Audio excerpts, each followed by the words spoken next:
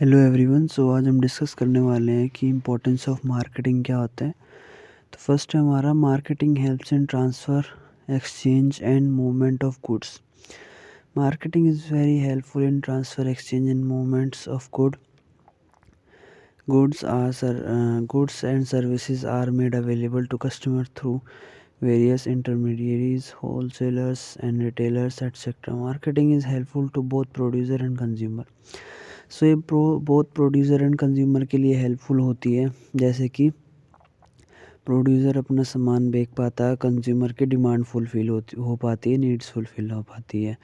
तो ये गुड्स का ट्रांसफ़र और exchange and movements of goods होता है इसके अंदर। तो ये इसका इम्पोर्टेंस है। जैसे कोई प्रोड्यूसर कोई गुड्स बनाता है तो वो उसको ट्रांसफ़र कर देता है, एक्सचेंज कर देता है, मूवमेंट करता है गुड्स का, और वो मार्केट तक जाता है, और वो मार्केट तक आता है और कंज्यूमर की तभी तो डिमांड फुलफ़िल हो पाती है।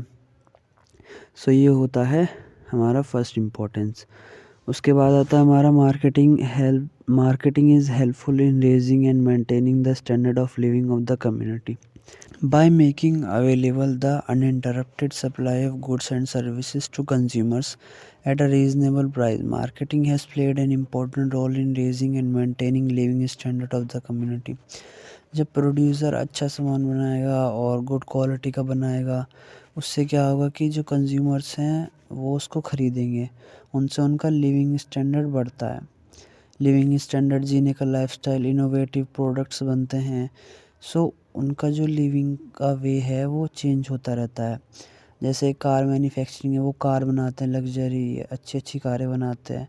तो उससे क्या होता है, किसी का स्टैंडर्ड ऑफ लिविंग इंक्रीज़ होता है। बहुत सारी चीज़ों से ये इंक्रीज़ हो जाता है, क्योंकि जो प्रोड्यूसर्स होते हैं वो अच्छी क्वालिटी का और अच्छा इनोवेटिव प्रोडक्ट्स बनाते हैं, जिससे कि जो कम्युनिटी है उनका स्टैंडर्ड ग्रो करता रहता है धीरे धीरे।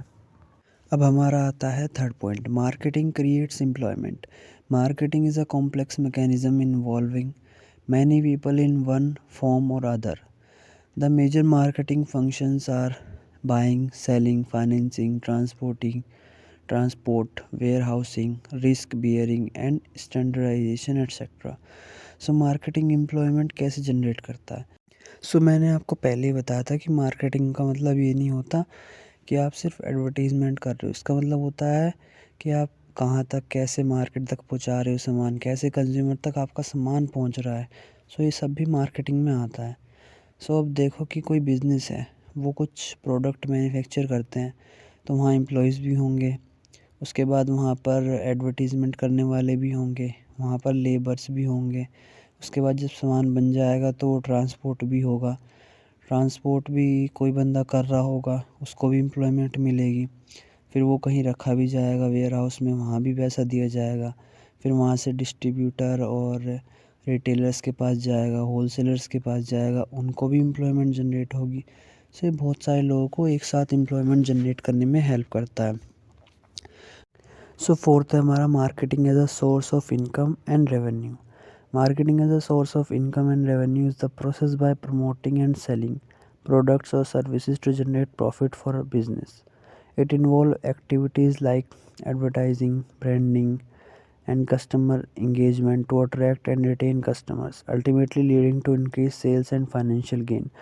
ये कोई ऐसे अच्छे से इतना डीपली बताने की बात नहीं है। मार्केटिंग एक इनकम का और रेवेन्यू का सोर्स होता है। जब मार्केटिंग करते हैं हम, जब हम अपने गुड्स को सप्लाई करते हैं मार्केट में, जब हम एडवर्टीज़मेंट करते हैं, तो वो जब हम एडवर्टीज़मेंट करते हैं तो वो हमें क्या हेल्प करती है, रेवेन्यू जनरेट करने में, सेल्स बढ़ाने में हेल्प करती है, जिससे रेवेन्यू बढ़ता है, इनकम हमारी इंक्रीज़ होती है। मार्केटिंग एक इनकम का और रेवेन्यू का सोर्स है, क्योंकि यहाँ पर हम सप्लाई कर रहे हैं, अपने प्रोडक्ट को बेच रहे हैं, प्रमोट कर रहे हैं। ये सब चीज़ें इसमें आती हैं। कस्टमर को अपने पास रिटेन करके रख रहे हैं ताकि वो बार बार ख़रीदे उसको, वो हमारा कंज्यूमर बन जाए, जिससे हमारा रेगुलर रेवेन्यू जनरेट होता रहे और हमारी इनकम भी बढ़ती रहे। ये एक सोर्स है इनकम एंड रेवेन्यू का। अब बढ़ते हैं हमारे फिफ्थ पॉइंट पे। फिफ्थ है हमारा marketing acts as a basis for making decision. It help business understand their target audience, their preferences and behaviour, enabling informed decision making regarding product development, pricing, distribution and promotion strategies.